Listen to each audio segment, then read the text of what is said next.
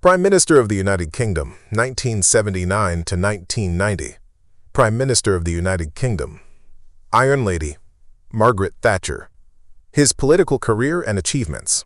Everything about the kingdom. And Prime Minister of the United Kingdom. Margaret Thatcher. Her life and everything about him. Part 7. Geoffrey Howe, Baron Howe of Aberfavon, was also in attendance, and said of his former leader, "Her real triumph was to have transformed not just one party but two, so that when Labour did eventually return, the great bulk of Thatcherism was accepted as irreversible." In 2006, Thatcher attended the official Washington Memorial Service to commemorate the 5th anniversary of the 9/11 attacks on the U.S.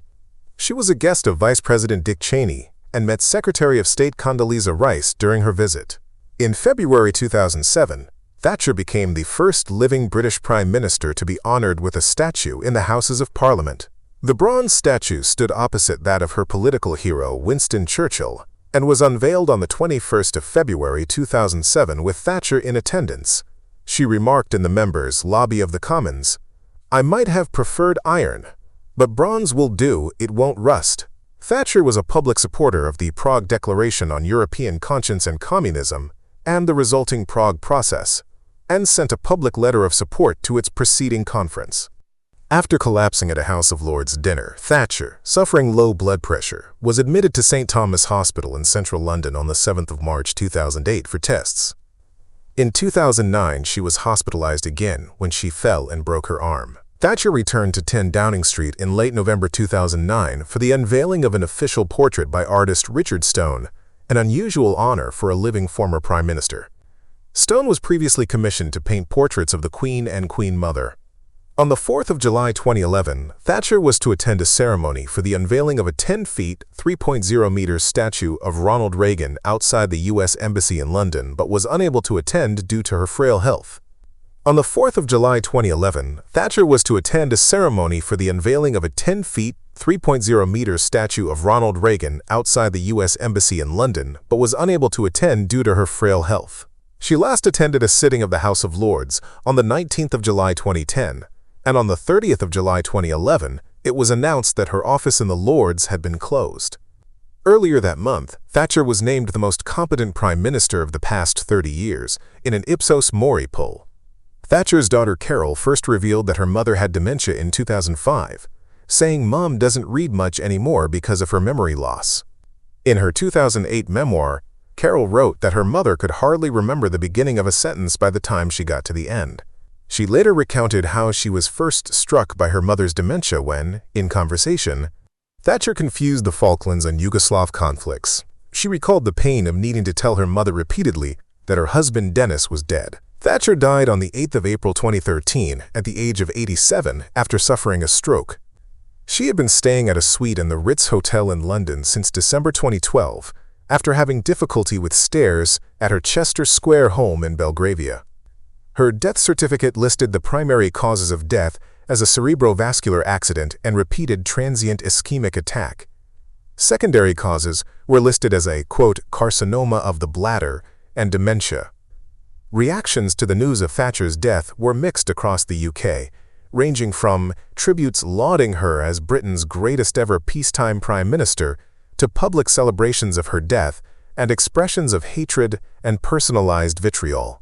Details of Thatcher's funeral had been agreed upon with her in advance. She received a ceremonial funeral, including full military honors with a church service at St. Paul's Cathedral on the 17th of April. Queen Elizabeth II and the Duke of Edinburgh attended her funeral, marking only the second and final time in the Queen's reign that she attended the funeral of any of her former prime ministers, after that of Churchill, who received a state funeral in 1965. After the service at St. Paul's, Thatcher's body was cremated at Mortlake, where her husband's had been cremated. On the 28th of September, a service for Thatcher was held in the All Saints Chapel of the Royal Hospital, Chelsea's Margaret Thatcher Infirmary. In a private ceremony, Thatcher's ashes were interred in the hospital's grounds, next to her husband's. Thatcherism represented a systematic and decisive overhaul of the post-war consensus, whereby the major political parties largely agreed on the central themes of Keynesianism, the welfare state, nationalized industry, and close regulation of the economy, and high taxes. Thatcher generally supported the welfare state while proposing to rid it of abuses. She promised in 1982 that the highly popular National Health Service was safe in our hands. At first, she ignored the question of privatizing nationalized industries. Heavily influenced by right-wing think tanks and especially by Sir Keith Joseph, Thatcher broadened her attack. Thatcherism came to refer to her policies as well as aspects of her ethical outlook and personal style, including moral absolutism, nationalism, liberal individualism, and an uncompromising approach to achieving political goals. Thatcher defined her political philosophy in a major and controversial break with the one-nation conservatism of her predecessor Edward Heath in a 1987 interview published in Woman's Own magazine. "I think we have gone through a period when too many children and people have been given to understand, I have a problem, it is the government's job to cope with it. Or I have a problem, I will go and get a grant to cope with it. I am homeless. The government must house me, and so they are casting their problems on society, and who is society? There is no such thing. There are individual men and women, and there are families, and no government can do anything except through people, and people look to themselves first. It is our duty to look after ourselves and then also to help look after our neighbor, and life is a reciprocal business, and people have got the entitlements too much in mind without the obligations." Speaking in Scotland in 2009, Thatcher insisted she had no regrets and was right to introduce the poll tax and withdraw subsidies from outdated industries whose markets were in terminal decline, subsidies that created the culture of dependency which had done such damage to Britain. Political economist Susan Strange termed the neoliberal financial growth model casino capitalism, reflecting her view that speculation and financial trading were becoming more important to the economy than industry. Critics on the left describe her as divisive and say she condoned greed and selfishness. Leading Welsh politician Rhodri Morgan, among others, characterized Thatcher as a Marmite figure. Journalist Michael White, writing in the aftermath of the 2008 financial crisis, challenged the view that her reforms were still a net benefit. Others consider her approach to have been a mixed bag and condau, Crodwi Frech and Dal, Crodus Ren condau, Crodwi Frech Array. Thatcher did little to advance the political cause of women within her party or the government. Some British feminists regarded her as an enemy. June Purvis in Women's History Review says that, although Thatcher had struggled laboriously against the sexist prejudices of her day to rise to the top, she made no effort to ease the path for other women. Thatcher did not regard women's rights as requiring particular attention, as she did not, especially during her premiership, consider that women were being deprived of their rights. She had once suggested the shortlisting of women by default for all public appointments and proposed that those with young children should leave the workforce. Thatcher's stance on immigration in the late 1970s was perceived as part of a rising racist public discourse, which Martin Barker terms new racism. In opposition, Thatcher believed that the National Front, NF, was winning over large numbers of conservative voters with warnings against floods of immigrants. Her strategy was to undermine the NF narrative by acknowledging that many of their voters had serious concerns in need of addressing. In 1978, she criticized Labour's immigration policy to attract voters away from the NF to the Conservatives. Her rhetoric was followed by increased Conservative support at the expense of the NF. Critics on the left accused her of pandering to racism. Many Thatcherite policies influenced the Labour Party, which returned to power in 1997 under Tony Blair. Blair rebranded the party New Labour in 1994, with the aim of increasing its appeal beyond its traditional supporters, and to attract those who had supported Thatcher, such as the Essex Man. Thatcher is said to have regarded the New Labour rebranding as her greatest achievement. In contrast to Blair, the Conservative Party under William Hague attempted to distance himself and the party from Thatcher's economic policies in an attempt to gain public approval. Shortly after Thatcher died in 2013, Scottish First Minister Alex Salmond argued that her policies had the unintended consequence of encouraging Scottish devolution. Lord Folks of Cumnock agreed on Scotland Tonight that she had provided the impetus for devolution. Writing for The Scotsman in 1997, Thatcher argued against devolution on the basis that it would eventually lead to Scottish independence. Thatcher argued against devolution on the basis that it would eventually lead to Scottish independence.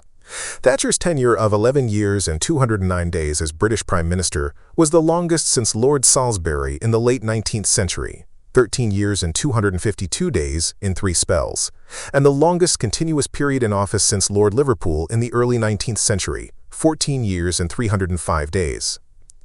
Having led the Conservative Party to victory in 3 consecutive general elections, twice in a landslide, she ranks among the most popular party leaders in British history regarding votes cast for the winning party. Over 40 million ballots were cast in total for the party under her leadership. Her electoral successes were dubbed a historic hat-trick by the British press in 1987. Thatcher ranked highest among living persons in the 2002 BBC poll 100 Greatest Britons. In 1999, Time deemed Thatcher one of the 100 most important people of the 20th century. In 2015, she topped a poll by Scottish Widows, a major financial services company, as the most influential woman of the past 200 years, and in 2016, topped BBC Radio 4's Woman's Hour Power List of women judged to have had the biggest impact on female lives over the past 70 years. In 2020, Time magazine included Thatcher's name on its list of 100 Women of the Year. She was chosen as the Woman of the Year in 1982, when the Falklands War began under her command, resulting in the British victory. In contrast to her relatively poor average approval rating as Prime Minister, Thatcher has since ranked highly in retrospective opinion polling and, according to YouGov, is seen in overall positive terms by the British public. Just after her death in 2013, according to a poll by The Guardian, about half of the public viewed her positively, while 1/3 viewed her negatively. In a 2019 opinion poll by YouGov, most Britons rated her as Britain's greatest post-war leader, with Churchill coming second. According to the poll, more than 4 in 10 Britons, 44%, think that Thatcher was a good or great prime minister, compared to 29% who think she was a poor or terrible one. She was voted the 4th greatest British prime minister of the 20th century in a 2011 poll of 139 academics organized by Mori. In a 2016 University of Leeds survey of 82 academics specializing in post-1945 British history and politics, she was voted the 2nd greatest British Prime Minister after the Second World War. According to theater critic Michael Billington, Thatcher left an emphatic mark on the arts while Prime Minister. One of the earliest satires of Thatcher as Prime Minister involved satirist John Wells as writer and performer, actress Janet Brown voicing Thatcher, and future Spitting Image producer John Lloyd as co-producer, who in 1979 were teamed up by producer Martin Lewis for the satirical audio album The Iron Lady, which consisted of skits and songs satirizing Thatcher's rise to power. The album was released in September 1979. Thatcher was heavily satirized on Spitting Image, and The Independent labeled her every stand-up's dream. Thatcher was the subject or the inspiration for 1980s protest songs.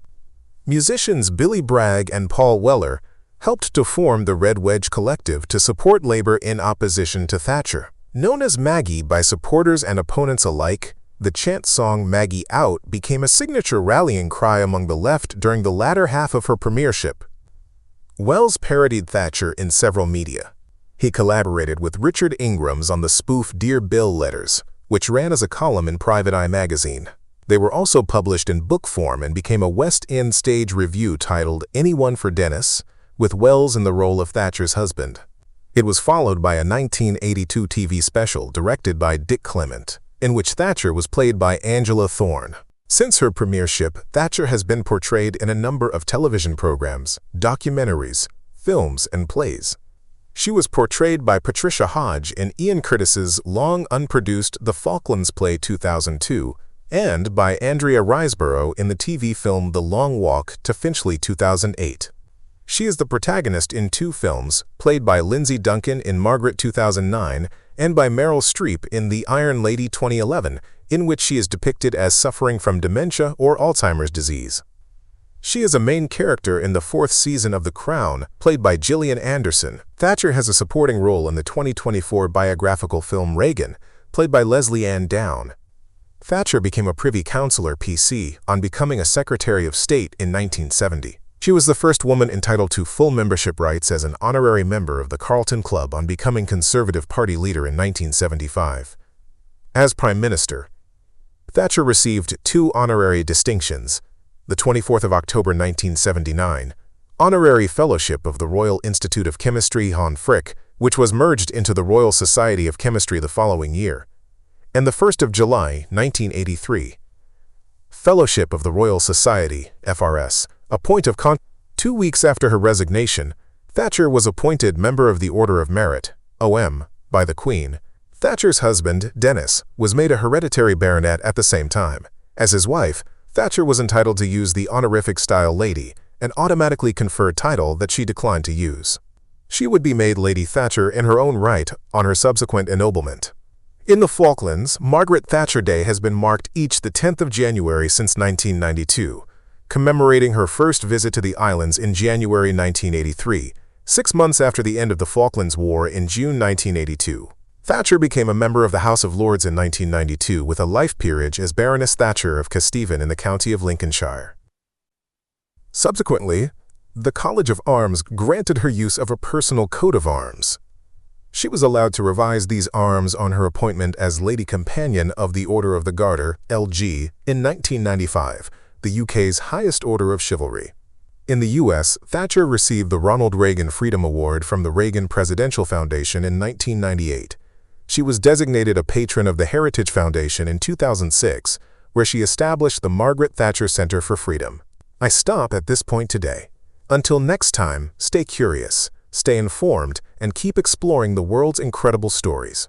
If you have any comments, please leave us your comments.